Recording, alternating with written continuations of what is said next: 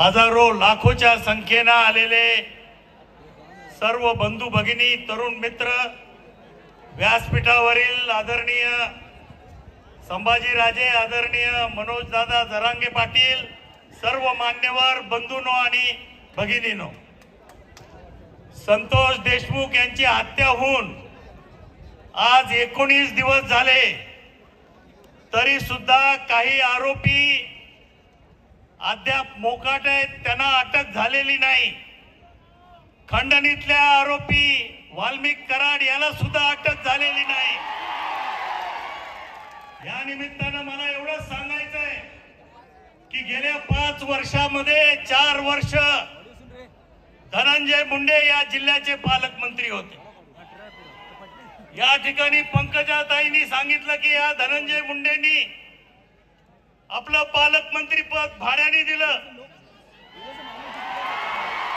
कोणाला दिलं? वाल्मिक कराडला दिलं।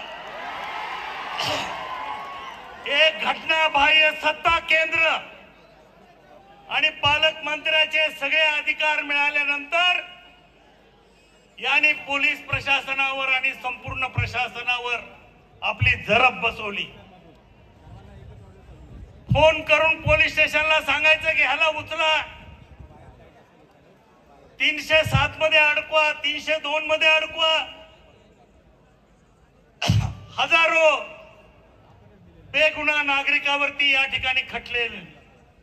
या परळी तालुक्यामध्ये गोदावरी नदीतून दररोज 300 हायवा या वाळूचा उपसा करतात। कोणाच्या आहेत ह्या हवा?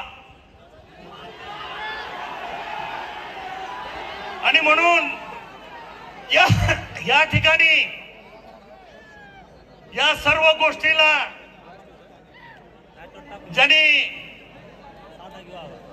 या वाल्मिक कराडच्या पाठीमागे आपली शक्ती उभी केली ते धनंजय मुंडे मंत्रिमंडळामध्ये असल्यास या केसमध्ये कोणालाही न्यायाची अपेक्षा नाही।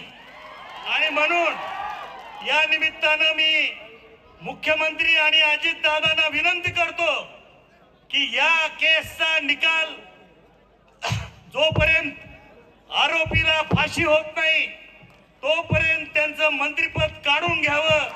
एक निपक्षपातीपणे हा तपास झाला पाहिजे ही बीड जिल्ह्यातल्या सर्वसामान्य माणसाची मागणी आहे।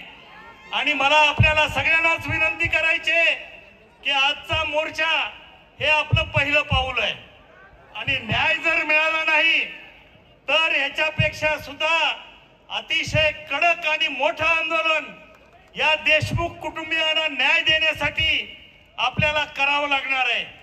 मी दुसरी विनंती करणार आहे, आम्ही माजलगाव तालुक्यातील सर्व राजकीय पक्षाच्या कार्यकर्त्यांनी एकत्रित येऊन जवळजवळ 40 लाख रुपयाचा निधी येत्या 4 तारखेला आम्ही मस्साजोगला जाऊन या कुटुंबियाच्या स्वाधीन करणार आहोत। बाकीच्या कार्यकर्त्यांनाही मला विनंती करायची की 2 छोटी मुलं आहेत, म्हातारे आई वडील आहेत, एक भाऊ आहे, त्या भावाचं कुटुंब आहे, या सगळ्यांना आपल्या आधाराची गरज आहे। संतोष देशमुखचं कुटुंब हे प्रत्येकाने समजलं पाहिजे की माझं कुटुंब आहे आणि त्यांना मदतीची गरज असताना आपल्या सर्वांना मला विनंती करायची आहे की जी काही मदत आपल्या हातून घडेल ती या कुटुंबियाला आपण सर्वांनी करावी। धन्यवाद। जय हिंद, जय महाराष्ट्र।